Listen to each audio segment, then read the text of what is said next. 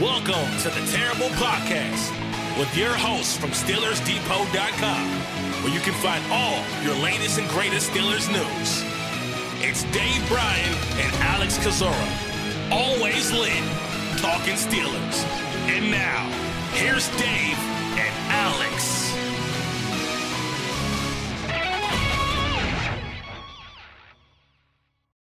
Welcome to the Terrible Podcast, Season 13, Episode 63. He's Dave Bryan. I'm Alex Kozora, SteelersDepot.com. Thanks for being back with us here this Monday. Steelers Nation, this victory. Monday's the Pittsburgh Steelers knock off the Carolina Panthers 24-16 on Sunday. Pittsburgh now 6-8 on the year and keeping those slim playoff hopes alive.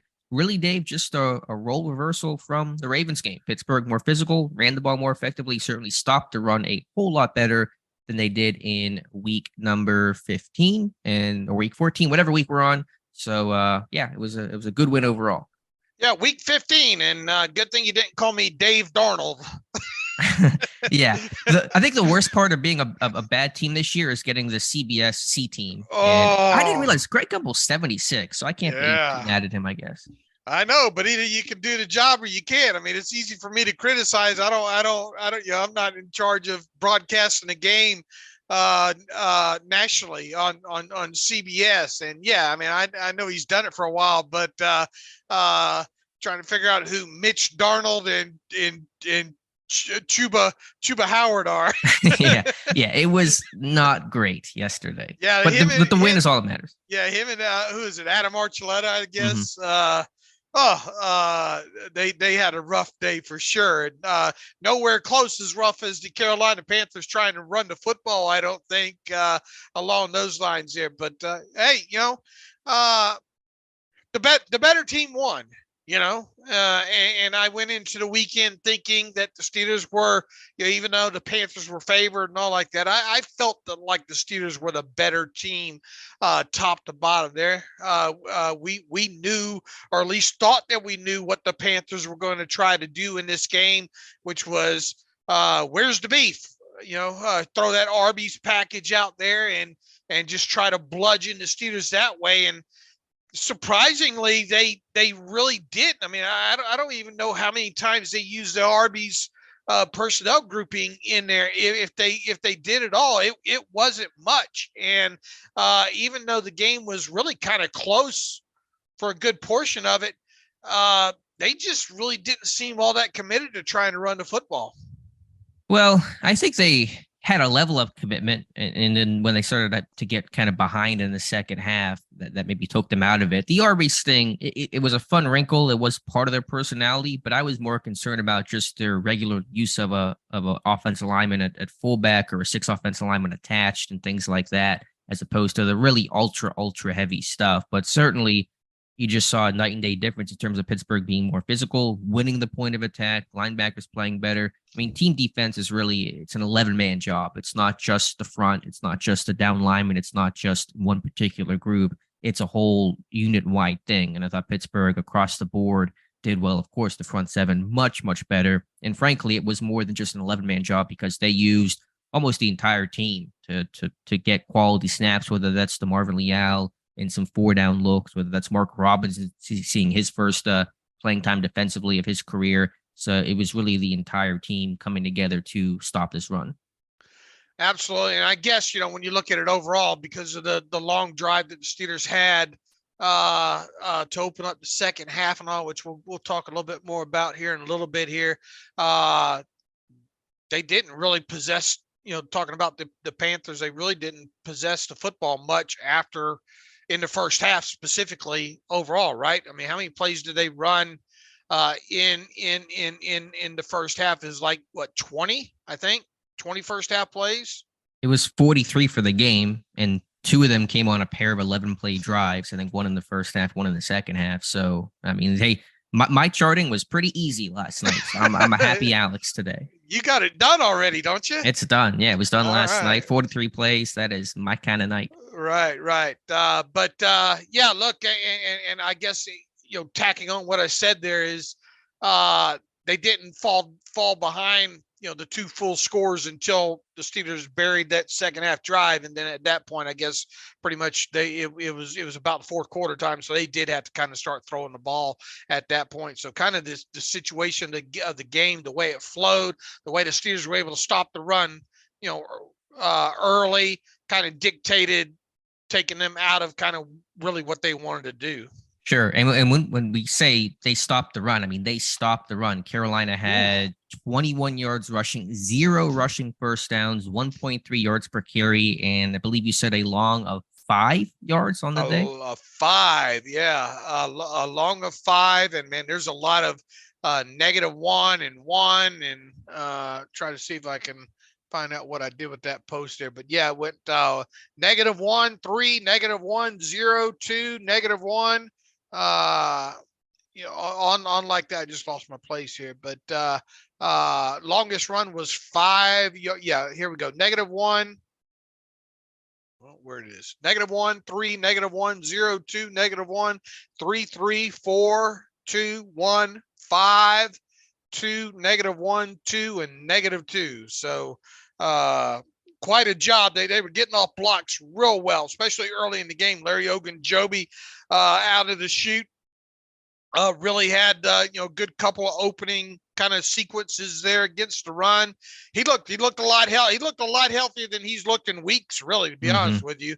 And their linebackers were able to play downhill a little bit more and get into gaps, but just a good collective effort early on, especially early, to shut down the run. And look, I mean, take away that big explosive play that they had down the left side, which obviously looked like a blown assignment on James Pierre's part. They would have been hard pressed to get hardly any points in that first half.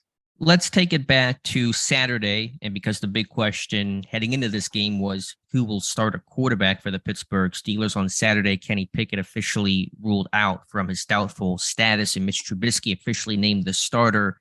I take it you weren't terribly surprised by that decision. A, do you agree with the decision, even though it's a little easier to say, I suppose, after the fact? And B, did you like the process Pittsburgh took to reach that decision? I mean, I think we both agreed that the betting side of the money should be on Trubisky to do it. It made the most sense. I mean, it would have said more about, man, what the hell do they really think about Mitch Trubisky? As this season winds down, had they, effectively benched him for 3 interceptions against Baltimore, which wouldn't have been unheard of, I don't think. But I mean, I'm sure the smart money was on Mitch to start, and I wasn't a fan of the process. I mean, at least the way it's been kind of framed, we weren't there to see how the reps were split. But they obviously were. Make no mistake about it. If Mitch would have come out there and thrown in, an interception, a pick six or something early in that game, I have a feeling he would have been hooked early in this one. I think they were setting themselves up for just in case they had to hook Mitch in this one. The old explanation about Mason hasn't really had a lot of first team reps throughout the season. Obviously, it's still Mitch was going to be. If Mitch was going to be your starting quarterback, he should have been the starting quarterback throughout practices and all. Right. I guess all's well that ends well. I didn't love the process, wrote about that. Picking Trubisky is fine. Picking Rudolph would have been fine. I wouldn't have been upset about either decision, but splitting the reps. I said during my terrible take earlier in the week, sure. I said, it quite honestly, it didn't. I wasn't going to get upset either way who they chose there. I was kind of just rooting for Mason just for the sheer fact that,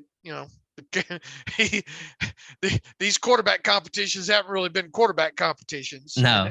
And all, but I wasn't going to get my feelings hurt either way, whoever they decided to start in this game. But and once again, we don't know what goes on behind closed doors there, but it didn't look like the process was all that great. I mean, either you're going to bench the guy coming out of 3 interception game or you weren't. Right. I did like your Forrest Gump gif of Mason Rudolph, the second free agency starts. That dude is leaving so fast. Yeah. Oh yeah. He's out of there. And that's been written for a while. I still think, looking back at this now, and we'll see obviously how it plays out, the kind of contract that he signs elsewhere, which obviously isn't going to be even probably near what Mitch got from the Steelers this year.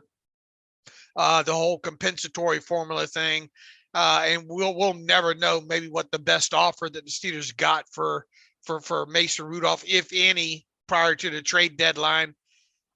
They should have traded him for whatever they could have got for him, I think, at this point.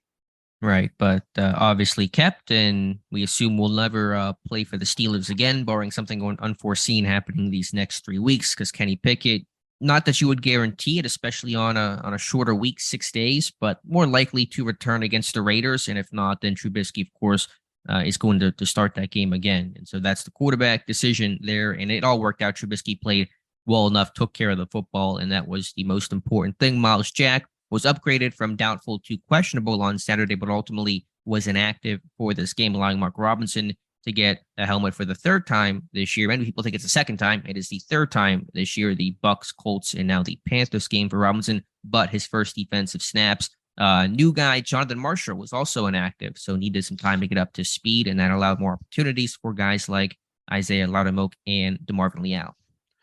I was kind of rooting for Jonathan Marshall to get a helmet, get out there, a handful of snaps and all, but that obviously didn't happen.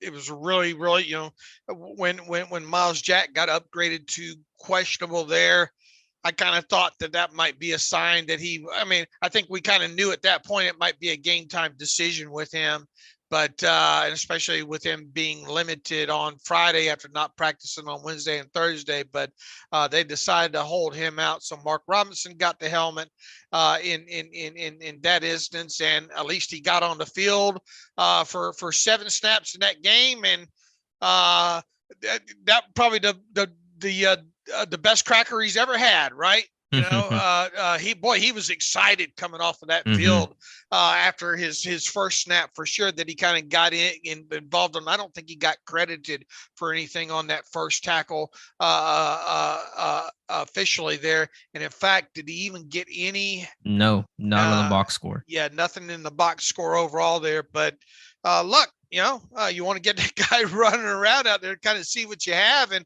they had him down there in a couple of inside the red zone situations. So they trusted him there. There were a couple of instances where he had to track some running backs, I think, coming out of the backfield. And it looked like he did a fine job in there. I don't think the PFF grades are out yet, but I wouldn't be surprised to see him have a pretty good game score overall for not making a tackle in a game, or not being credited for a tackle in a game. He is all gas, no brakes, every play getting downhill, but you like the mentality for sure. He was part of that, what you would call basically a 4-4 package, 4 down, true and blue defensive linemen, and then 4 linebackers behind. And he was replacing Devin Bush as the other off-ball linebacker opposite Robert Spillane in those packages, mostly against the biggest and heaviest personnel Carolina had, 13 personnel. I think on that goal line snap, 23 personnel. I think there was one snap of 12, and so a little bit of variation to it. But in those really run-heavy type situations, that's when Robinson came in.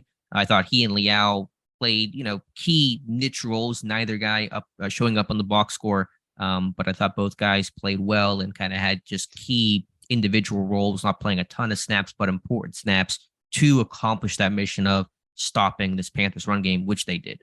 Right. And I guess now the question becomes, what happens when, you would think who knows with a groin, I guess, but, Robinson probably going to go back to being inactive this next week, right? Probably, although we'll have to talk about Marcus Allen and what he did in this game, and will there be any consequences beyond this game for that? We'll talk about that here briefly. But anyway, anything else from a pregame standpoint? I think no in-game injuries. Tomlin said they were all clean. Pat Freiermuth pretty limited in this game, I think in part due to that foot injury, in part due to Pittsburgh's run-heavy approach that allows that Gentry to play more in this one. But Freiermuth, very quiet game for him. Yeah, it was, and they did kind of limit him as PFF kind of notes here. and he was held for without a catch for the first time in his NFL career. He not only did not catch a pass, but he was also held without a target in the game. Third straight week that he's played a reduced role on first and second downs in 11 personnel. So that's these last few weeks, not even, missing some 11 personnel kind of snaps as well too. He played 15 of a possible 33 snaps from that personnel grouping on those downs this week. And Zach Gentry played 15 while Connor Hayward handled 3 of them there. So it makes you kind of wonder maybe how dinged up he might be at this point. I think that's part of it. But again, I think with Pittsburgh's really run-heavy approach, they were changing some personnel. Miles Boykin was playing in place to where Gunnar Olszewski would sometimes play on some of those split flow type runs and in those kinds of schemes. And so I think, the combination of Frymuth's injury plus they want a big body blocker like Gentry. Frymuth, not a great inline blocker, probably is the reason why Frymuth's snap count was reduced some. But overall, getting into this game, let's talk about the Steelers offense. I did real quick. I think Frymuth had a pretty good block down inside on one of those early runs to the left by Najee. So I think he did a fairly decent job on a couple of those run plays he's asked to kind of block down inside on. Yeah, he's gotten better, but Gentry, of course, is the main blocking tight end on this team. But that was the theme of the day. It was run the heck out of the football. 45 rushing attempts in total in this game. That ties a Mike Tomlin era record, and it's the most rushing attempts in a regulation game. That other 45 rushing game was in overtime back in, I think, 2010 against Buffalo, I want to say. So Pittsburgh had a very clear game plan. It was not pretty. It was not flashy, but it was effective overall. And I thought, this might be a hot take, prisoner of the moment type thing, Dave. I thought Najee Harris maybe had his best game of the season. I know it's not going to be reflective in the stat sheet, but the way he got those hidden yards, the way the Baltimore did in week 14, we would be 2nd and 8 turns into 2nd and 6 and 3rd and 4 instead of 3rd and 5 and stuff like that. I thought Harris really churned out the tough yards in this game. Well, it's kind of a reversal of kind of what we saw last week, right? The pile moving forward, or bodies falling forward, running backs falling forward at the end of plays this time here. Look, I mean, it was a good game by both the backs, overall. And I think I wrote pre game in my keys, high diddle send the running backs up the middle or something or gutted out up the gut or something like that. I forget exactly how I termed it there, but going back and kind of looking at throughout the season and statistically, the Panthers haven't been good up the gut, on runs that are deemed actually right up the middle there. And it just kind of felt like, the Steelers have had a little bit of strength there as of late in those kind of runs. And they did run. I'm trying to sort right now to see what they did right up the middle, but they did run good overall, obviously. And specifically, I think up the middle, they ran really well as well, too. I about got it sorted here. Looks like they had 1, 2, 3, 4, 5, 6, 7, 8, 9, 10, 11, 12, 13, 14 runs deemed up the middle in this game. The Steelers did. That's quite a few in it. How many did they have?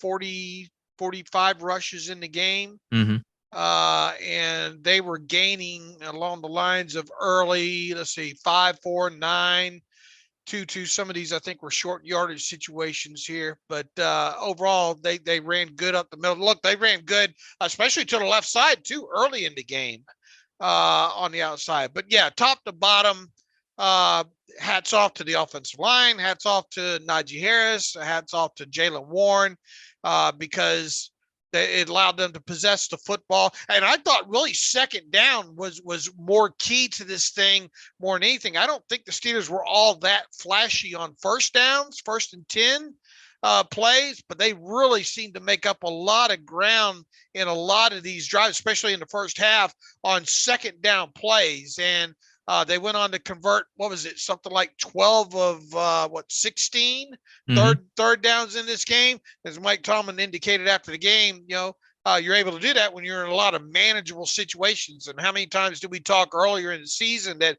man, if this team can stay out of those 3rd and 7, 3rd third and 6, even 3rd and 5. They could get this thing into 3rd and 3 or shorter situations. Are going to be a lot better, and that was really the case here. I mean, they were just clicking off the 3rd down conversions in this game for sure. Yeah, it is really one of their best ever showings on 3rd down. The stat that I had was since 1991, as far back as the stat is reliably tracked, Pittsburgh's had 180 games in which they've had 15 or more 3rd down attempts. And this was the best conversion percentage they've ever had in any of those 180 games, 75%, 12 of 16. So a really good job. There was a lot of short yardage stuff, but there were a couple 3rd and longs as well, as we'll talk about that. Pittsburgh did a good job converting. Diontae Johnson played a key role in that, but certainly a high-level commitment to the run game from start to finish. Harris, Jaylen Warren getting his first career touchdown. Kudos to him. Derek Watt, this 3rd down ace that Pittsburgh's found in terms of 3rd and 1, which is a very Kansas City type thing to do. It's been effective. It's quarterback sneaks, Trubisky getting a touchdown. It was really all hands on deck. It's funny, though.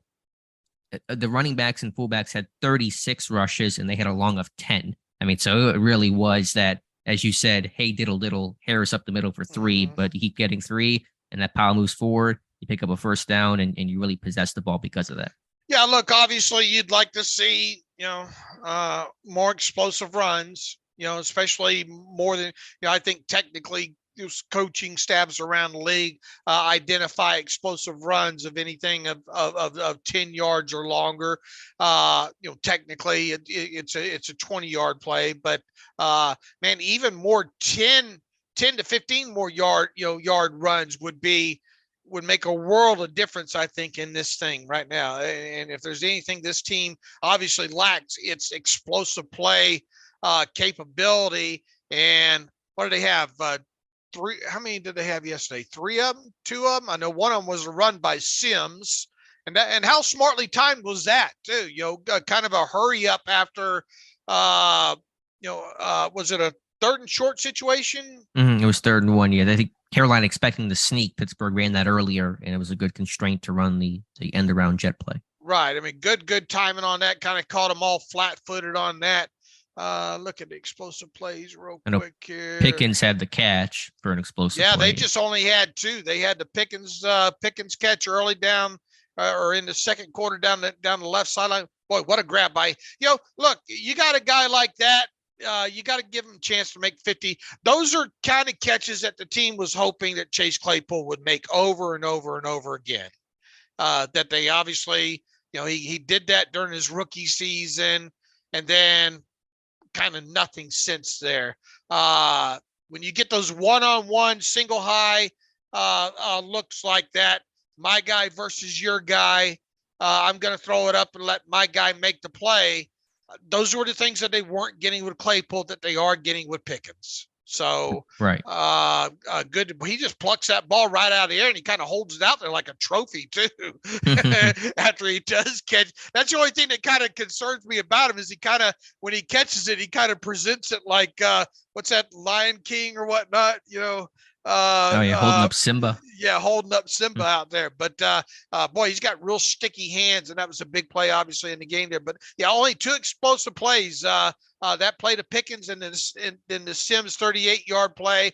There was a couple others that were pretty close. The 3rd and 14 conversion in the 4th quarter to Diontae. Boy, Diontae on the out route. That was the theme of the day, right?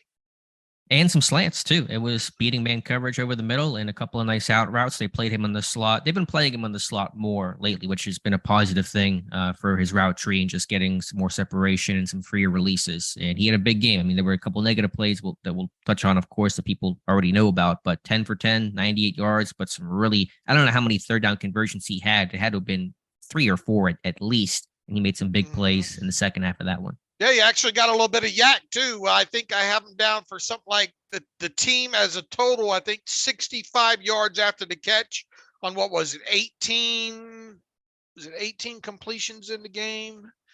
17 completions. And I have him down for 65 yards after the catch, and 33 of those yards after the catch came from Diontae. on his 10 total receptions. 10 targets, 10 receptions, 98 yards, and right at about his average for the year of 9.8 yards.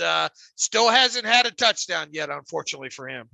Yeah, and just a quick rabbit hole on that stat. He's currently the record holder for most receptions in a year by a wide receiver without a touchdown. That breaks Raymond Berry's mark of 75 back in 1961. The record for any player is 85 by running back James Wilder in the 80s. And so I assume Diontae Johnson will end the year with more than 85 receptions. So to avoid some really notable football history for the wrong reasons, he has to find the end zone the next 3 weeks. But if he has games the way that he had it Sunday, you take it, because it was overall a good game for Diontae Johnson. Boy, for someone who kind of, and it's hard to the complete context can get screwed and all, saying, yeah, I wouldn't mind seeing Mason start it. But you go back and look at the history, Mason had fed, Diontae to, if you just look just at Mason's targets in the limited time that he's played over the years, Diontae's been heavily involved in that.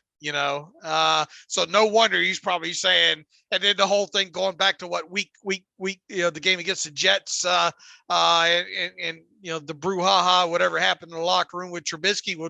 I tell you what, Diontae Johnson is probably going to has Mitch Trubisky back on the Christmas card list right now. Yeah, I think so. You look at how these targets were spread around and how the receptions specifically were spread around. 17 balls were caught from Trubisky in this game. Johnson had 10, and no other player had more than 2, or only one other player really had 2, and that was Pickens. The rest of them were split between 5 different receivers in there. So it was Diontae Johnson day for sure. You hate to see him live. There's not going to be that many yak opportunities when you're running those outs. But when Diontae can get open, interesting thing what they did in coverage as well too, right? They opened up the game with who was the first round? Horn, I think, on Diontae. And I think what happened is I think they had one of their other corners go out injured. Henderson. Henderson. And that kind of caused them to switch some things up, I think, throughout the rest of the game there. But, man, the separation. And, our own Tyler Wise had a film room on this past week as well, too. And I know Diontae Johnson's a dirty word, and probably can't even say it on this podcast, right, without having to tag it, adult content or something. But the guy gets open and always has. And Tyler Wise did a great job in the film room of pointing that out this past week. And he was getting open again on Sunday. Yeah, he can beat man coverage 1v1. He knows how to separate. He understands the nuances of route running and getting in corners, blind spots, and setting up routes and stems. It's just he's a really good separator. The metrics show that, and the tape shows that as well. And so it's good to see him have a good game. The taunting call, obviously, that one could have hurt, and luckily Pittsburgh overcame that. But on the margins, again, totality-wise, Johnson played a key role overall, but especially on some of those third downs. Yeah, look, there's no other way to describe what he and Marcus Allen did in this game. Just silly, stupid stuff, the type of stuff that the way the Steelers like to play these games can get you beat, man. If that drive gets killed there, and it very well could have, with Diontae Johnson in that moment. And if the Steelers go on to somehow manage to lose that game, that's a huge, huge talking point. And it already is. Here we are talking about it. We're going to talk about Marcus Allen as well, too.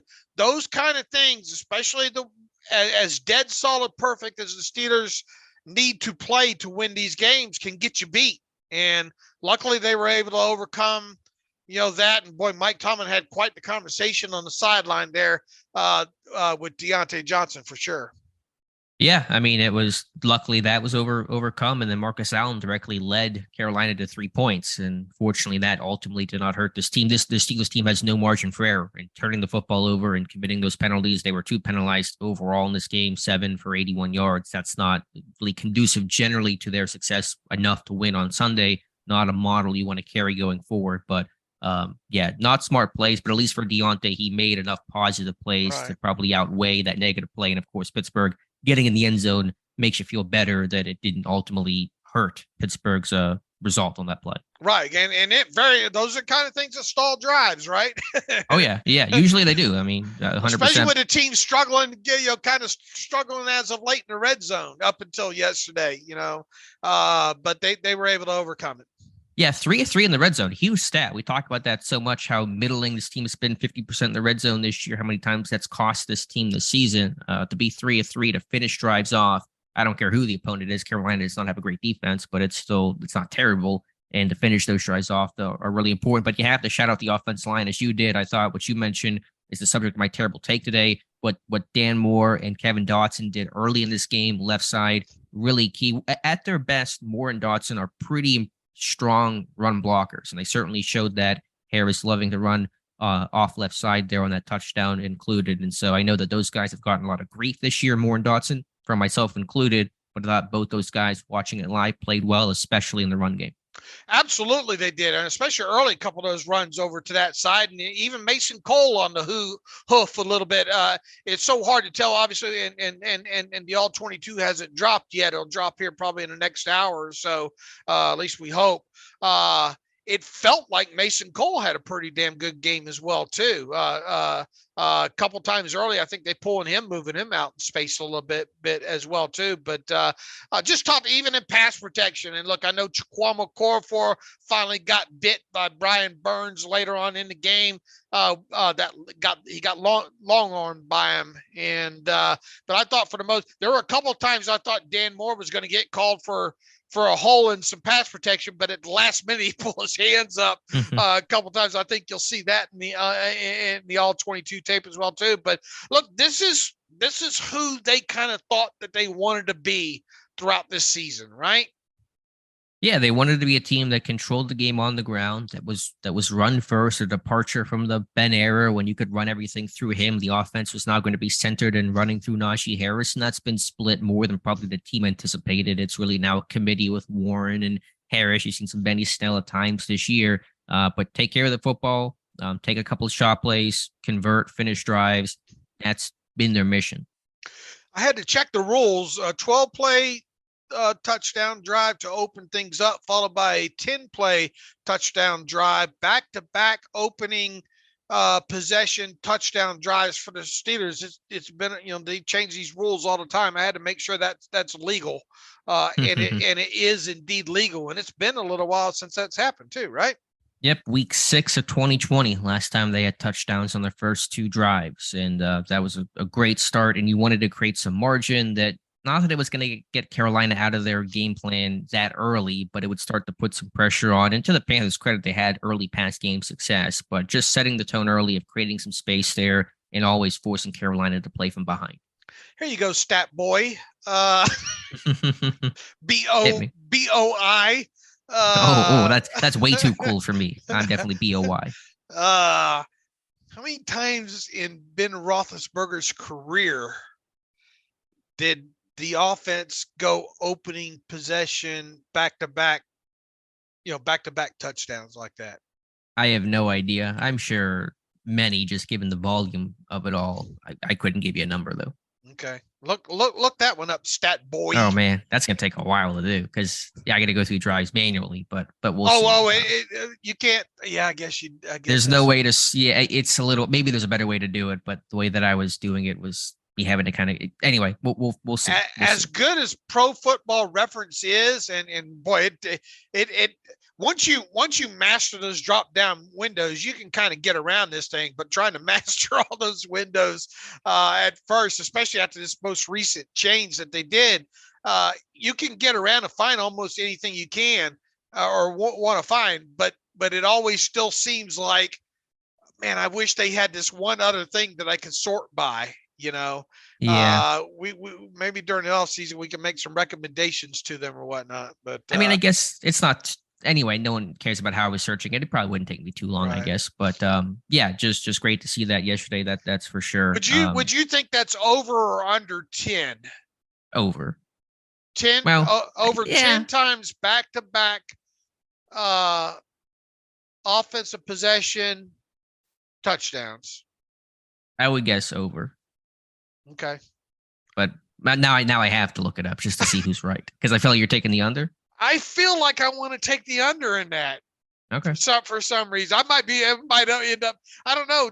10 just kind of jumps in my mind. I want the 10 and under. I don't know why, but it just feels like, and it might end up being 30. I don't know. Yeah, Ben played for a long time. That's less than one a season. Far less than one a season. Okay, maybe it has happened more than I think.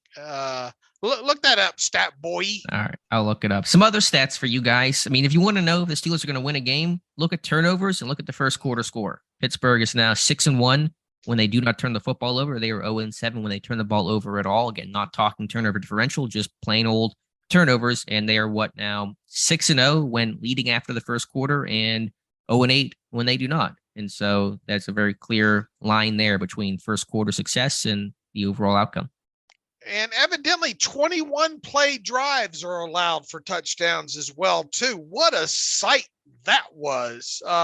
And so many things. And Guy Fieri, Kozora, open up the cookbook on SteelersDepot.com this morning to kind of show you what all it kind of takes for such a drive to happen. And, technically I think it was 91 net yards, but when you throw in the bonehead penalty from Diontae Johnson in there, 106 yards they had to kind of travel on this drive. And it's not something that you're going to make a habit out of doing, but at least, man, I mean, no two ways about it. In the NFL, to put together a 21 play touchdown drive is quite something. Yeah, talk about things not on the bingo card heading into this game. I mean, it's just rare for the NFL in general. Only these 7 such 21-plus play drives since 2001, the first that Pittsburgh's had since at least then. I think it's been even longer since they've actually had a such drive like that. 21 plays, but yeah, to get to that length, usually you can't have an explosive play. You usually got to have some penalties that kind of force you to double back and retrace your steps.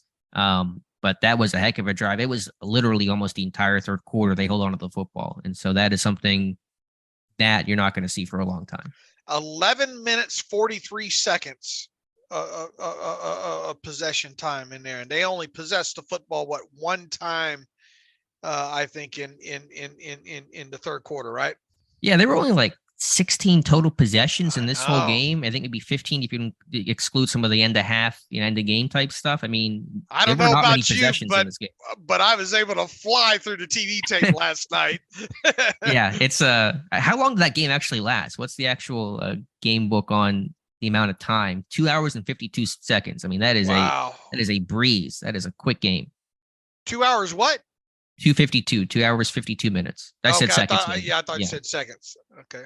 Anyway, it felt like that's quick. That's quick for today's NFL for sure.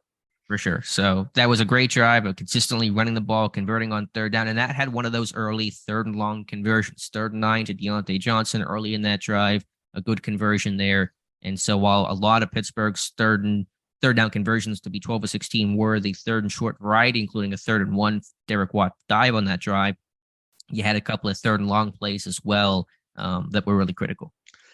I think Mitch opened up something like 6 for 6 or 7 for 7, right? Something like that. Not asking him to do too much. Really was more of a game manager, but he did have some key 3rd down passes in this game to convert some of these longer distances. So that was really, really, if you wanna earmark something that he really stuck out about him in this game, it was a couple of those 3rd down conversions.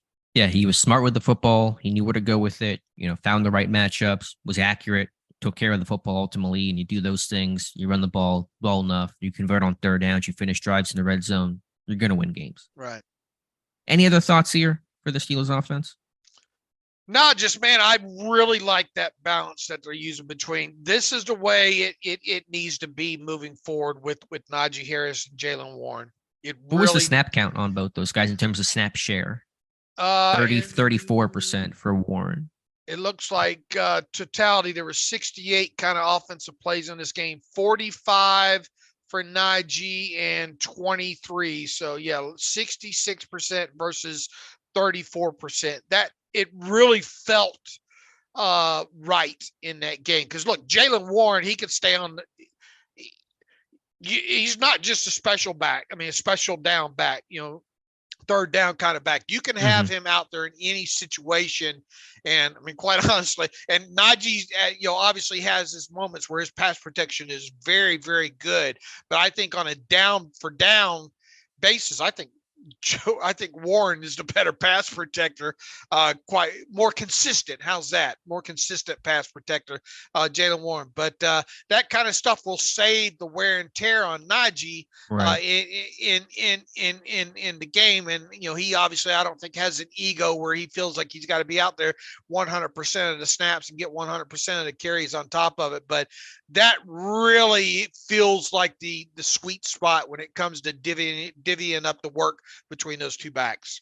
Sure. 2/3 for Harris, 2/3 for Harris, I should say, 1/3 for Warren. Now, Warren, again, as you said, plays most of those pass down snaps. I don't know what the early down snap share look like, maybe 80-20 in Harris's favor. I'm not quite sure, but a good way to keep both guys fresh, both guys active and involved. And yeah, it was a good pairing overall on a day where you're going to run the ball 45 times. Yeah, look, Warren seems very comfortable with that role at this point. Najee does, and two of them seem like they get along. Everything about it with this kind of the snap split and the touch split really felt right in that game. Yeah, and it's fun to watch both guys. Harris, to go back to here's where you're going to say fungibility. You have Harris, the first round guy, the pedigree guy, the big high school prospect coming out, could have gone to any school he wants to, goes to Alabama, a really good player. But then Jaylen Warren, Snow College, total unknown, Utah State, Oklahoma State, undrafted free agent. Both those guys working together, good teammates, selfless players. You love to see it. Right.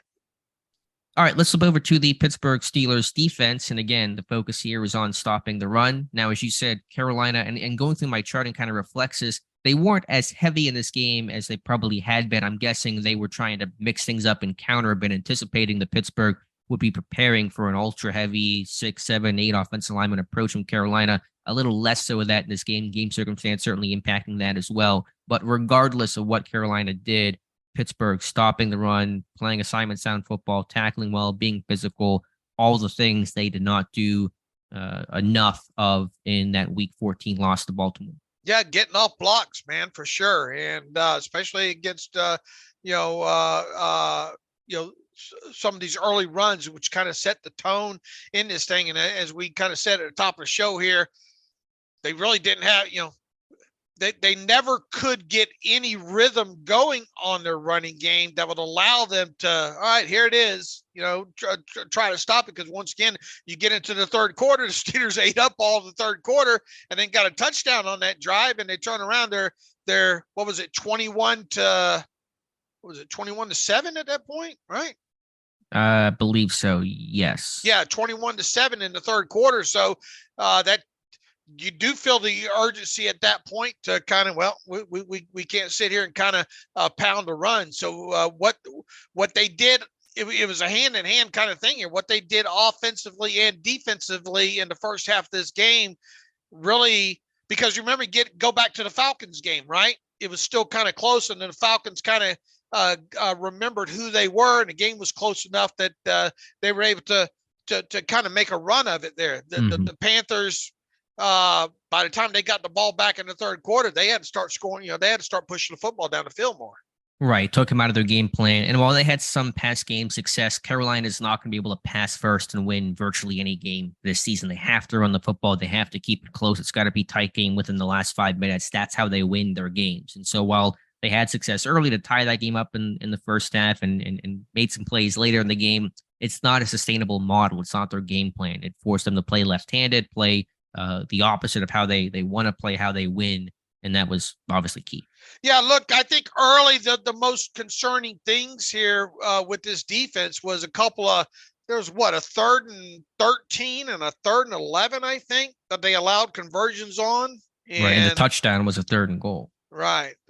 Those, if there's anything concerning to come out of this thing on the defensive side of the ball, it would have been because and I wrote about this in my keys as well too. And I think at some point during the week, I think maybe you highlighted the Panthers in third down. I'm trying to pull up what it was specifically. 3rd and 7+. They were the worst in football. I drilled it down even more than that. I went for the entire season. The Panthers offense had, and this was prior to the game, had been bad on 3rd and longs when dropping back to pass. I centered mine around dropping back to pass, okay?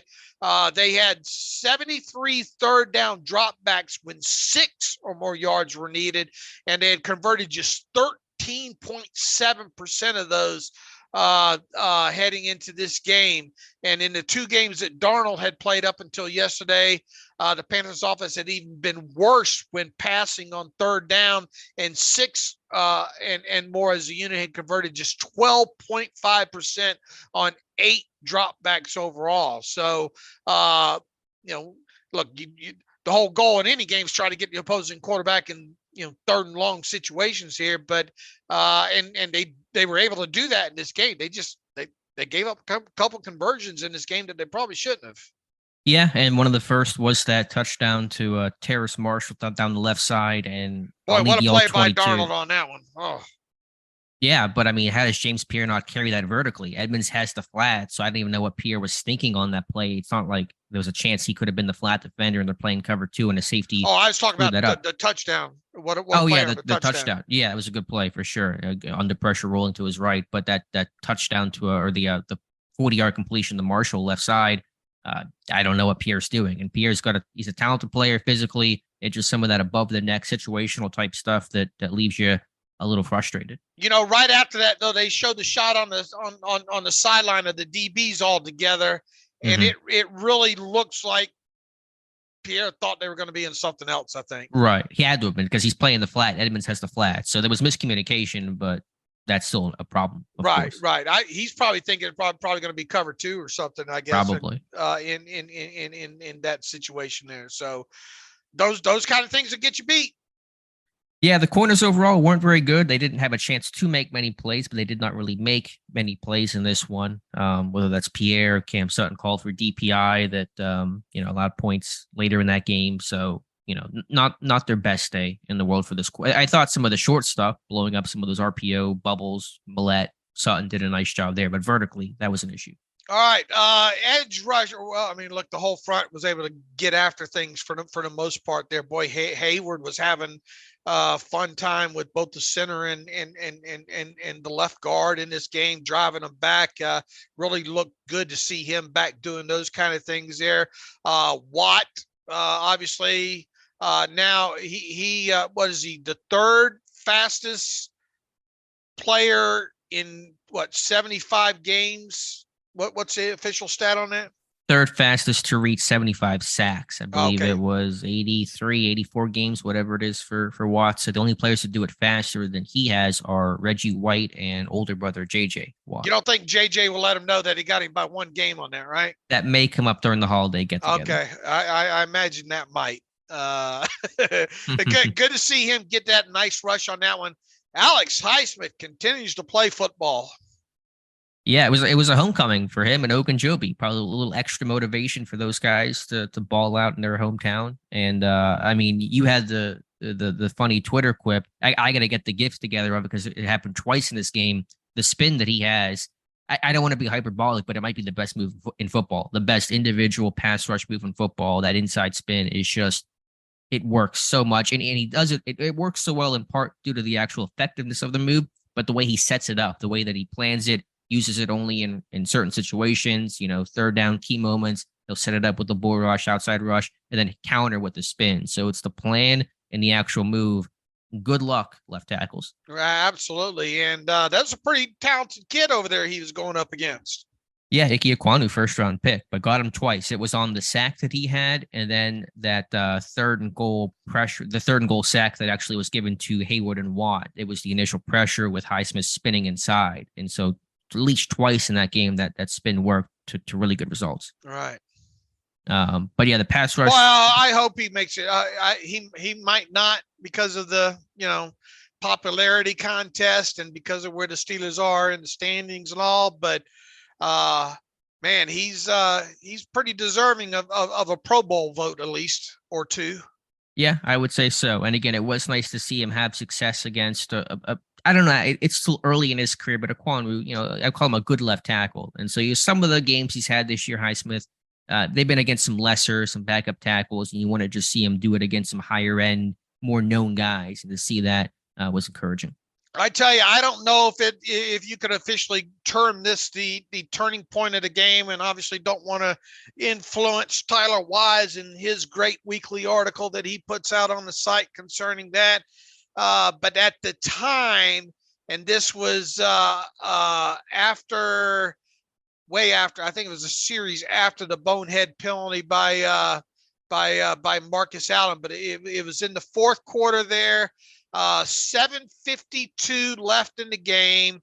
The Panthers driving 2nd and 2 on the Steelers 2. It just felt at the time like, man, they're going to bury this drive for a touchdown, and we're going to sit here, sweating it out, the rest of the way there.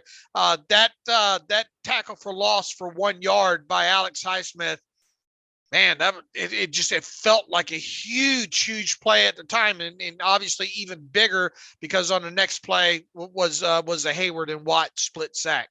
Yeah, I was going through the defensive charting last night. That whole goal line stand, it's 1st and goal at the 3, I think it was, 4. For Carolina. 4? Is that what you said? Okay. They get the 1st down run stop, 2nd down run stop, 3rd down sack. That whole sequence of plays there, it's 21-10. You allow a touchdown there. It's, obviously a field goal made it a 1-possession game still, but 21-13 versus 21-17 or 21-18, huge difference. And so I thought all 3 plays, but even the 1st down stop, all really important. Right. Any other thoughts here defensively? Minka Fitzpatrick, only 1 tackle for him, I believe, in this game, which because he was playing so deep, everyone else packing in the box. But is there a better safety at cutting crossers than Minka Fitzpatrick? I cannot wait for the all 22 of that breakup he had. I'm just watching him opposite side, kind of flash out a screen, take a great angle to the football, and break up that shallow cross on 3rd down. He's done that all year long, really his whole career. Boy, he loves playing. He loves coming forward, doesn't he? Yep. He loves coming forward there. Now, they did get beat on like a cover 3 beater on the seam. Be interesting to get a good look at that overall. I mean, just sometimes you just get beat by play design versus coverage and all like that, and the ball coming out there. But really that was the only kind of suspect, I think, thing that maybe Minka was involved. And look, I mean, you don't need him. You don't need Minka leading the team in tackles. Something's gone wrong if Minka has to ends up with 6, 7, 8, 9 tackles in a game. Yeah, that happened against Baltimore. He led the team with 11, and that means the Baltimore ran for 215. So not mad about that, but Minka's still making plays even if he had just quote unquote 1 tackle, and that means, as you said, that other guys are making the tackles if Minka's not having to make them. They're not getting big long runs because Minka's not having to clean things up. So good all around for him. In terms of other negatives, Robert Spillane getting beat by Hubbard on that 45-yard completion. Just gotta find a more athletic off-ball linebacker. Yeah, you do. He's got that kind of, as Tyler Wise likes to, kind of that Elvis Presley pose and flat-footed, and makes his decision to have change of direction long after the back that he's covering makes his decision on kind of that option choice, whatever you want to call it, in that situation there. So that's definitely not his specialty at this point. His specialty is working downhill, Yeah, but he will continue to be the dime linebacker for reasons that have never been super clear to me, but that's the role that he's in right now. Arthur Millette can sniff out those screens, can he? And Cam Sutton too, for lack of Cam Sutton had a sniff out, and I think Arthur Millette sniffed out a couple of them as well too. Yeah, we noted that in our scouting report, those RPOs, those package plays where it's powered with a bubble to number 2 in the flat, and both Millette forced, I think, Donald to kind of eat one and throw it into the ground, while Sutton had a breakup that almost resulted in a Millette interception. And so Millette, actually, we had Millette play over Casey in those run heavy situations. Casey was still in dime situations on 3rd and long, obvious pass, but Millette got the nod.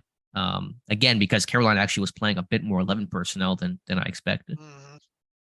Mm-hmm. Any other thoughts here defensively in this game? I thought Bush played okay in this one.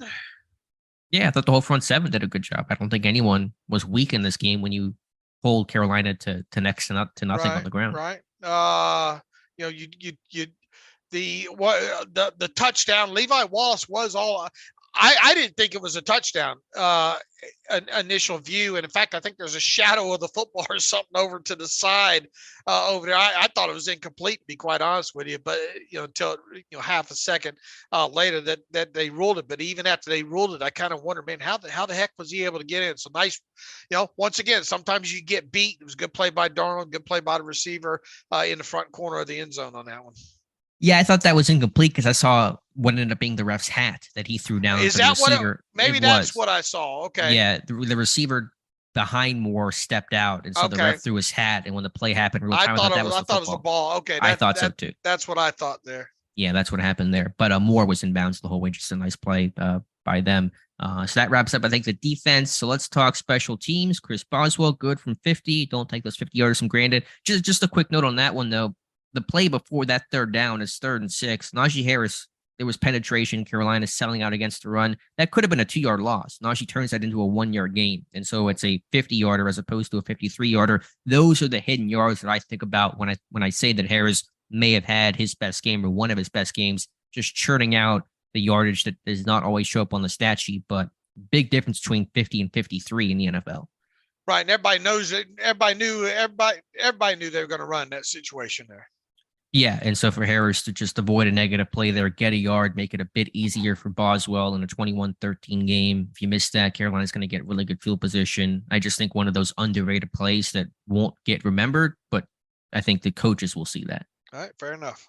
Marcus Allen. Let's talk about Marcus Allen real quick. Everybody waiting for Marcus Allen. I mean, it's just, what else can you say? It is the dumbest penalty you're ever going to see a player make. It's Cam Hayward gets the sack there, early fourth quarter. Pittsburgh getting off the field. There's a TV timeout in the middle of all that. Marcus Allen on punt team goes over to the Panther sideline to say hello and wish him a Merry Christmas, I guess. But probably a bit more than that. Draws a flag. First down for Carolina. They get 3 points out of it.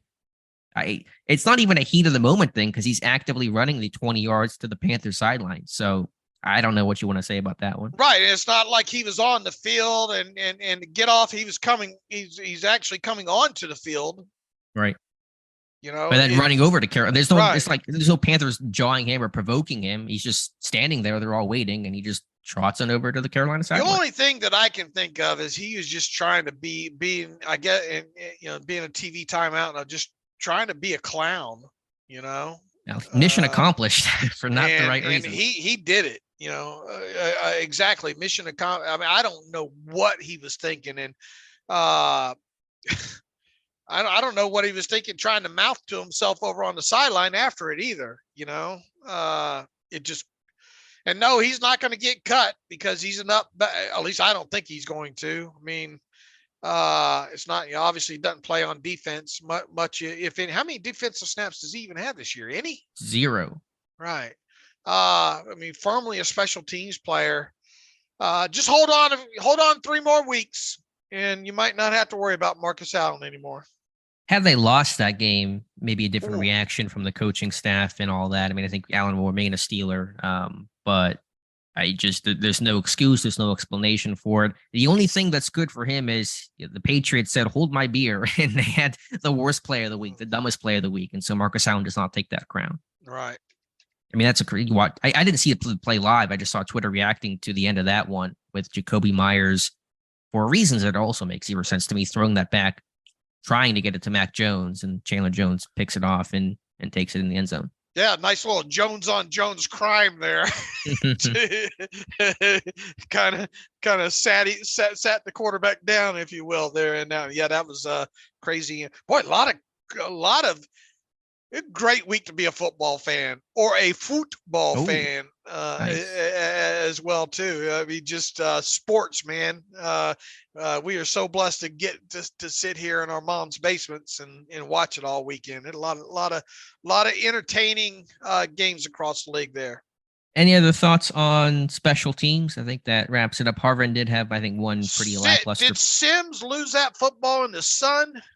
I have no idea. I think he thought the ball was going to go further than it did because it landed at the 20 and it felt like he was just letting it. He wasn't even trying to search for it. He was just letting it go. I think he thought it was going to go well over his head when it only went like 5 yards past him. Well, it hit at the 20, Right. and look, I know it's the end of the half and all like that, but who knows what happens with maybe the first play or two of that drive. And, that obviously determines whether or not you're going to sit on the football and just try to run the clock out. I think the Panthers really wanted to get the hell out of there at halftime, but I'm kind of curious if he lost that. I don't know what it was, but it was quite concerning that you let the ball hit at the 20-yard line like that. I'm mostly joking here, but maybe it's a vision problem when he got hit in the eye against Buffalo. Remember, he had that. Yeah, at the moment said he thought he had a serious eye injury, but I assume that's not the issue. He's a good player with a ball in his hands. Everything before that has been an adventure this season. Yeah, look, he's good on those on occasionally on those jet runs as well too. Not so much out of the slot, really kind of underwhelming out of the slot. So they're definitely going to have to do something there. Not guaranteed a roster spot next year. Let's put it that way. Nope, not at all. All right, Dave, any other thoughts here with this game? Have to note, and I got to pull up the All-22, and the Steelers Twitter very kind to inform me because I didn't even realize this live. I thought about it after the fact. Final kneel down. James Daniels at left guard. I checked that. They actually played musical chairs. Dan Moore is at right tackle, Okorafor left tackle, Dotson right guard, Daniels left guard. So the saga of the kneel downs continue. What does it mean? What does it mean? It has to be. I'm thinking one of two things. One, it's just some big inside joke on the O-line room just to mess around on the kneel down. Or B, I wonder if it's because I'm sure NFL teams have some advanced analytics and some data that just says how many snaps each guy's played at each spot on the O-line this year, so they can kind of go back and track things and pare things down and stuff like that. I wonder if they're trying to mess with the numbers a little bit by forcing some assistant coach to go look up what snap did James Daniels play left guard? What happened on this play? And they have to just now look at a kneel down that means nothing. Or is there some sort of record where 5 guys have never played? Well, I mean, they're not going to put anyone at center, right? That's the next thing. I mean, Daniels has played center before, so could you argue it? But do you want to mess around with a snap like that? But that's the last. That's my point. I guess if you got in a situation where you're blowing a team out by 20-something points and feels unlikely in Pittsburgh in a final kneel down, you have someone else. Maybe they're trying to toy with all 5 guys taking snaps at all 5 different positions. There are only 3 games left, and they would have, even though they've done a lot still needs to happen, for them to even accomplish that.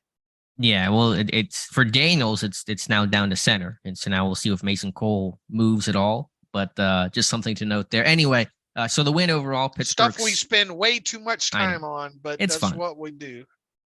Pittsburgh 6-8. I know you and Matthew were having a deep convo in the DMs last night about playoff scenarios. Do you kind of want to run through just an outline of how things might have to start to look in this thing? Boy, I don't have enough toes and fingers and all like that. I'll tell you this: that Chargers beating the Titans sure as hell didn't help yesterday. Obviously the Steelers have to win out. I think there's something to do that, man, even if the Chargers win one more game, I think it's super hurtful. They obviously can't. A lot of it's going to have to center around the Chargers and the Dolphins here in these final 3 weeks. I think even if the Chargers win out, there's a way that the Steelers can get in, but I think it would involve the Dolphins losing all 3. There's in between scenario, and I haven't even touched the ties. I think the Jets have to lose twice or something in there, and obviously I think the Jaguars have to lose at least once in there. It's a mess. It would be one of those things that I can't believe all these games went the Steelers' way if they wind up getting in. So, I mean, I think the chances are down to 1% or less than 1% or something like that. So you're saying there's a chance? Yeah. if the Steelers beat the Raiders, I don't think they can be eliminated. I don't think. I'm not 100% sure on that, but I think if they win, they still manage to stay alive. Either that, or it would have to be a very unique scenario of like 4 other teams winning for them to get eliminated, versus the Raiders there. But that I know this that Chargers win over the Titans was super hurtful overall. And so now I know you're saying the Chargers, even if they win out, Pittsburgh may still have a faint path, but you're now rooting for the Colts to beat the Chargers, and the Colts just blew the biggest lead in NFL history. So not a place you want to be. Of course, this still means Pittsburgh has to win out themselves, which is as big a challenge as anything right now. But we'll play on, and that's all you can ask for. And look, I mean, they lost to the Dolphins, the Patriots, and the Jets. So you have to finish with a better record than those 3 teams for starters. Right. So you're rooting against all 3 of those teams. Right. Do those teams, the Dolphins and the Patriots, play each other? Well, and once again, it's not like the Jets and all have to lose all 3. Right. But where's my spreadsheet? I got spreadsheets on everything. Too many spreadsheets. That was the alternate name of this podcast. Yeah. Was too many spreadsheets. Yeah, I imagine the Dolphins and Jets and Patriots are playing each other sometime over these next 3 the games. Dolphins close out against the Jets. New England plays Miami in week 17. Let's see, the Jaguars and the Jets. Yeah, you want your first focal point here? Thursday night, the Jaguars play the Jets, and you have to, I think, hope for a Jaguars win over the Jets. That's the first thing that should be on everybody's mind if you are in the corner of you're saying there's a chance. Okay, yeah, one step at a time. Jaguars beat the Jets, Steelers beat the Raiders. Take it from there. That's going to be my mindset, because you can drive yourself crazy trying to come up with all these. I don't really care about the playoff scenarios until the final 2 weeks when it's a bit more settled and there's a little less craziness and less projection. Until then, it's just a lot of possibility.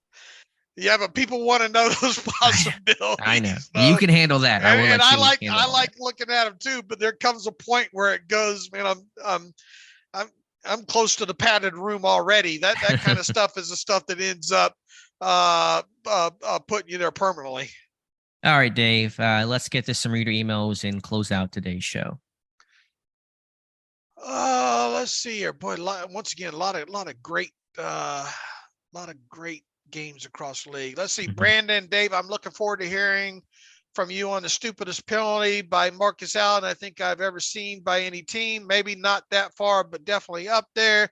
And Diontae, if you believe you didn't see that defender, that I have some oceanfront property in Arizona, you might be interested. Yeah, look, Brandon, we already addressed at length both of those penalties by Marcus Allen and Diontae Johnson, so there's really not much more to add there. Bryce says, I tweeted this to you, Alex, but if I'm the Steelers, I'm paying Alex Highsmith to stay. He's earned a contract as a solid number 2, and with the weakness of this inside linebacker core, this defense will need to lock up 2 solid starting edges to compensate for the weaknesses inside. Unless someone comes and offers him TJ Watt type money, I'm bringing him back, no question asked. Look, this offseason, technically, they don't have to do a damn thing with Alex Highsmith this offseason. But sure. It sure feels like he needs to be rewarded here. Yeah, it's a good time to get paid when you're going to have a career season. So I'm sure he's going to go to Pittsburgh now and say, hey, pay me. I just had a great year. He's going to have to play it out and play the franchise tag game and hope he stays healthy in 2023 and those types of things. So you would expect that to be a hot topic come June. We'll see. Omar Khan got these deals done a bit earlier than we thought. So, I don't know if it'll be late into August the way that it was under Kevin Colbert, but we'll wait and see. Man, I mean, if you had any character concerns with this kid or health concerns with this kid, I can maybe say, see them saying, well, let's go one more year here, but I mean, he's just, there's not much not to like about him. I mean, he's gotten he's really done a great job of turning that corner this year. As you said, that spin move might be one of the best spin move in the NFL right now. I think it might be one of the best moves. And I mean, what individual move is better than that? Yeah. I mean, there's probably some, what Myles Garrett done, what Michael Parsons has done, but just individually, I can't find one that's been more effective. I mean, he's stout. He's become even better against the run. I mean, yeah, you could argue, his pressure rate could be better at times, and all. But I mean, he warrants getting paid. Now, obviously, not T.J. Watt money, and probably not top 15 money. But I think you really have to have the conversation about top 20, maybe edge rusher money with him. I mean, it's at least 20 million, right? I'm not sure what the rankings are in terms of the highest paid edge rushers. Man, Bud got 18 2 years ago, didn't he? So that's, I mean, with the cap going up, it's at least 20. You're probably right. I mean, I think it's if you don't pay him, then who are you going to pay in these type situations like this? It feels kind of very insulting at this point not to pay him.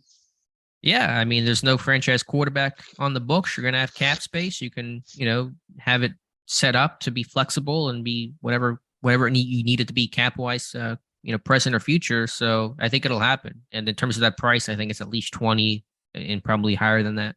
And you still have to address a position during the draft. Maybe not first round, but you got to get a better number 3 in here. Absolutely. I've been beating that drum for a while. I think a higher pick than people think. I think something like a third rounder would be good, just to give yourself really quality depth to protect yourself against injury, just given how important those positions are to the Steelers defense. Number 2 from Bryce, when you watch the Steelers defensive line, are they more one gapping this year, or have they switched to more two gapping? No, they're still heavily one gapping, right? Yeah, they're still an aggressive downhill penetrate. It's very rarely you see them two gapping any of this stuff. He says, when I watch them, it doesn't seem like they make a lot of plays behind the line of scrimmage or get a lot of initial penetration off the snap. And they had a lot of tackles for loss in this game, Bryce. I don't know what game you was watching here.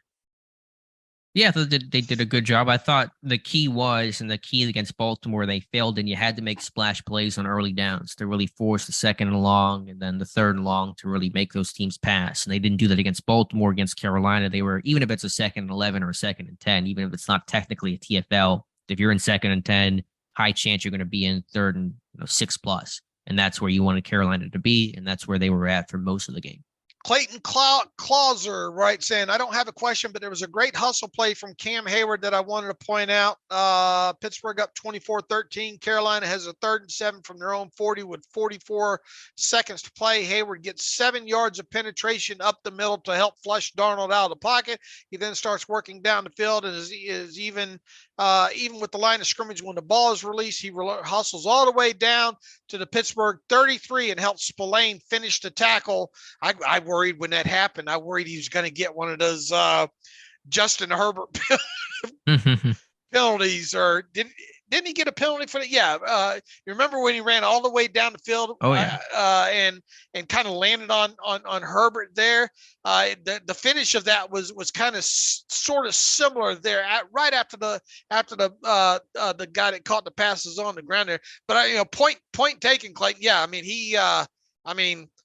Captain Cam really sets a great example when it comes to chasing after the football there, and the play that you just are talking about there. I remember for sure, and that is a great example of hustle play by Cam late in the game too. 44 seconds left. I think it's my favorite trait of Cam Hayward, and there's a lot of good ones, but the hustle, the effort, the fanatical effort that he has that was passed down from Aaron Smith and Brett Kiesel and John Mitchell, of course. I mean, I just think about, Cam on his latest podcast was talking about Super Bowl XL and how important it was to stop Sean Alexander in that game. And Casey Hampton was the first to get the trophy from Dan Rooney. But I remember that Alexander's best run of the day in that game was like 21 yards. And the guy who tackled him way downfield was Aaron Smith. He ran downfield, hustled his butt off to make that play. And I think Cam Hayward has taken that and carried that torch unbelievably well. And I tweeted about that play yesterday when it happened, and I'll grab the all 22 clip of that as well, just because it really sums up the player that Cam Hayward is. All right, good on you.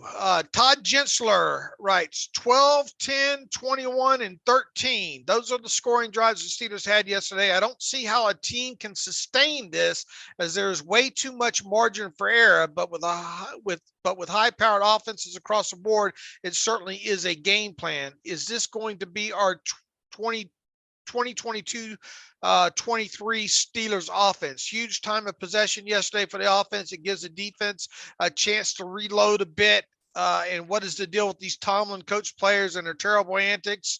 Blah, blah, blah. Shenanigans, AB, Claypool acting like an idiot, Juju dancing on the logos. The enabler can't be the fixer or the disciplinarian, or am I way off base? This is happening everywhere, and I'm seeing with tainted glasses, question mark. Look, okay. I mean, you named off all these instances, and I don't pay attention enough to see how often it happens around the league. It does seem like this kind of stuff does happen more in Pittsburgh. I don't know. I don't know what to tell you here, Todd. I mean, it needs to stop is what I need to tell you. Yeah, I mean, I just think it's probably true of most teams. Social media has probably increased some of that stuff a bit. TikTok wasn't around in the Bill Cowher days and things like that. I understand the point to a pretty good extent. To the first point, the first part of that question was about sustaining drives. What was the concern there? Yeah, and my answer to that is you like to, look, yeah, beginning of the season here, we would have killed to see 12, 10, 21, and 13 play drives. And look, Todd, I get it overall. And I think to a focal point, it is tough to sustain, to constantly game in, game out, put these kind of drives together. But within that, man, it's nice to see long drives at the end of games kill clocks for one thing. And how many times earlier in the year have we seen this team shoot themselves in the foot with an ineligible downfield penalty or a wide receiver fall? The stuff that unforced penalties that Alex and I talked about quite a bit, midway point, or really, not too long ago about that. I will take a touchdown drive any way I can get it. 1 play, 3 plays, 21 plays within that. Now, within that, this team needs more explosive plays, plain and simple. They do. And hopefully, as this season winds down, get in the next season, we see more of that, because you're more likely, I don't know what this might be something for Clayton to look at during the offseason. How likely are you to score on a drive that includes, an explosive play, at least one explosive play or something like that. I get the gist, Todd, about needing more explosive plays. I could not agree more with you. This team needs more explosive plays, but as Hines Ward would say, you got to take your hat off and hand it to them for putting together some of these long drives that are finishing in touchdowns now, as opposed to, say, field goals. And I hadn't looked up the data myself, but I saw the graphic during the broadcast that Pittsburgh leads the NFL in 10-plus play drives. That was curious. I didn't know that. I think I saw that a couple weeks ago. Would not have been my first guess or my second guess or my 31st guess about who was leading the league in 10-plus play drives. But Pittsburgh, for this season, apparently is doing a good job of that. Now, again, they got to finish drives, and points are really all that matters. And they're still a bottom third ranked scoring team in football. But this is not a one game thing. It's been, I guess, pretty consistent throughout the year. The way we said this right at the start of the season, the way this offense seems to be built, and obviously the quarterback, situation, all like that, they have to do what they did.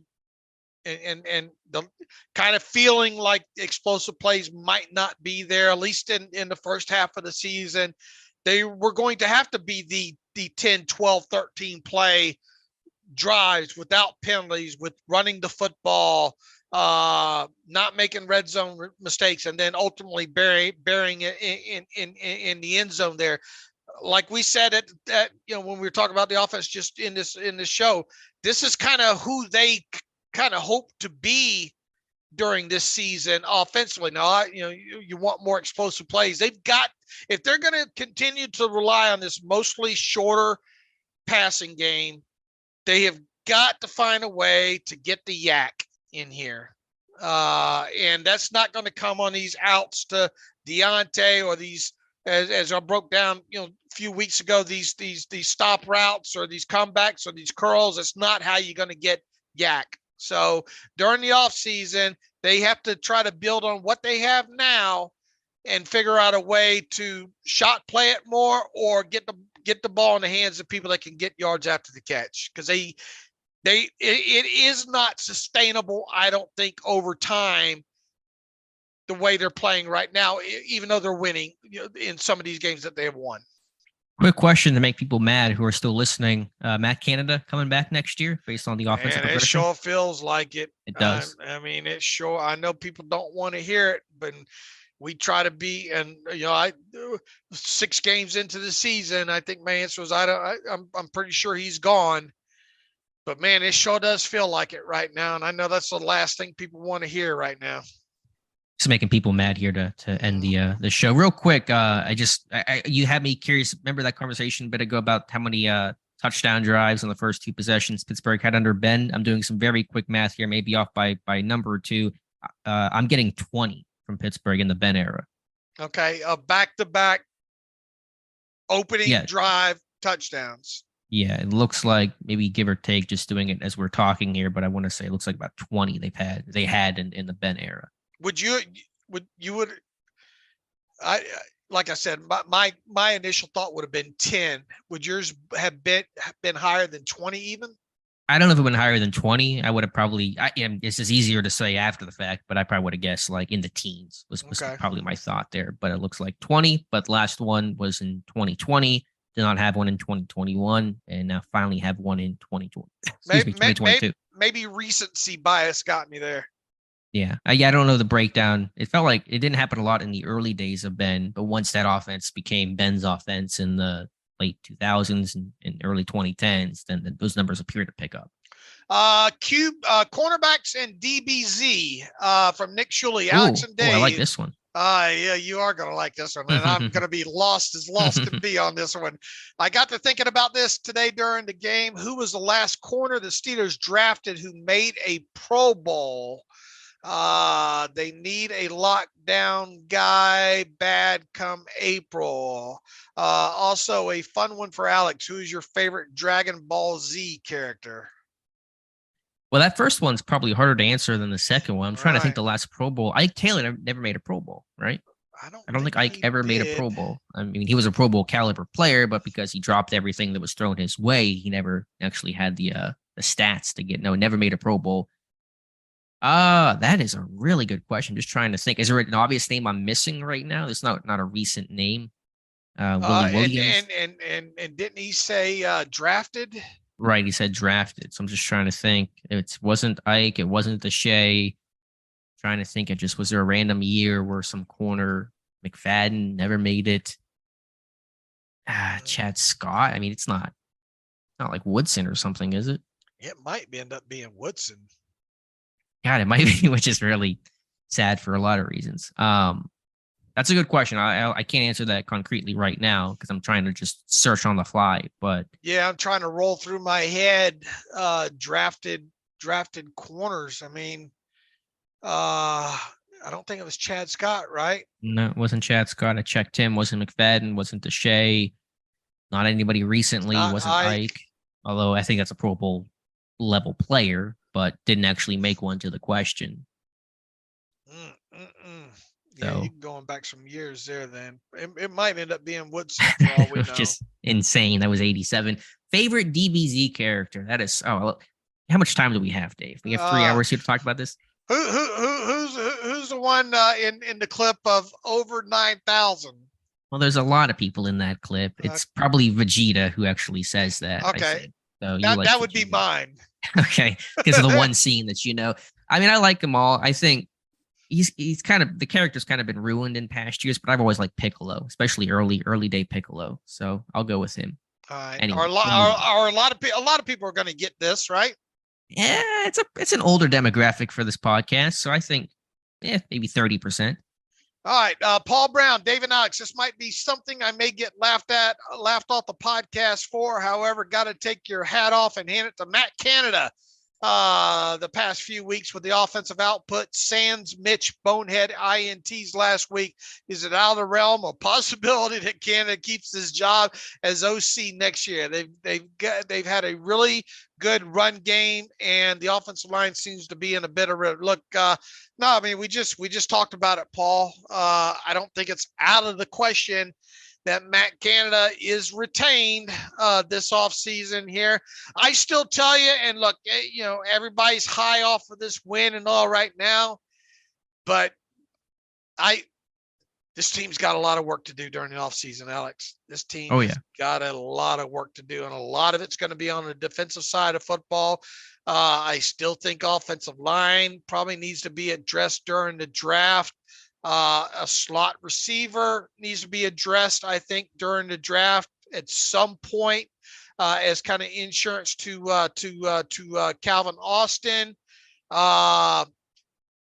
They're going to have to be busy in free agency. They're going to have to spend a lot of draft picks on the defensive side of football, I feel.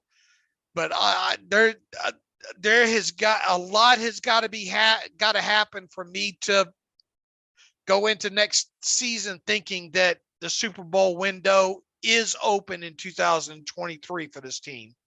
Yeah, I don't expect that to happen. Again, I think as we talked about Friday, you're looking at, can you get back in the playoff conversation, win a playoff game, compete for the North? That's going to be at best the optimistic view of their 2023 season. Super Bowl, I think, will be still far, far away. And just real quick, looking up the list of Pro Bowlers, I do believe the last Pro Bowl corner drafted was Rod Woodson in 1987, who last made a Pro Bowl in Pittsburgh in 1996. Pretty wild. I'm a lot of you are going to have to badger the living heck out of me to get this team to take a first round cornerback this year. What's the biggest reason not to? Got to be closer. It's got to be in the trenches. Okay. It's got to be in the trenches, either offensive line or defensive line, and more than likely probably defensive line from where I sit right now. Now, look, you've got an early second round pick that will be viewed as a first round pick by the time this dust settles, I think, and all. Maybe that's somewhere maybe where you can nab. I don't know, Joey Porter Jr. I don't know. I haven't really looked at all this and all, but a lot of you are really going to have to work on me to get me to say, yeah, you know what, this team needs a first round lockdown cornerback. Yeah, I get that. I mean, it just depends on the board, depends on a lot of variables. I do agree. I think they're going to work inside out. I should note for anybody who's going to send the angry email, Joe Hayden made the Pro Bowl in 19, but he was not drafted by the Steelers. Right. That was the question. Okay. Good point. Good place to end there. I think we got through all the questions there. Let's see. Hopefully we'll have our buddy Vinny out here in Vegas on the podcast this week to talk Steelers versus Raiders, but we'll have to turn this thing around quickly. Mike Tomlin press conference on Tuesday. We will do the usual Wednesday breakdown of the all 22 and recap Mike Tomlin, all that kind of stuff. So this week will move kind of fast. Obviously the game Saturday night at Acrisure Stadium, 50th anniversary of the Immaculate Reception. You'll be hearing a lot about that this week for sure. So in the meantime, follow me on Twitter at Steelers Depot. Follow Alex on Twitter at Alex_Kozora. Follow the show at Terrible Podcast. Email the show, theterriblepodcast@gmail.com. If you like what we do and want to donate to the cause, SteelersDepot.com. Hit the donate button up right navigational bar. Also, if you want an ad-free version of the site, SteelersDepot.com. Hit the ad-free button up right navigational bar and follow the directions that way if you are so inclined. So until Wednesday, as always, thanks for listening to the Terrible Podcast with Dave and Alex.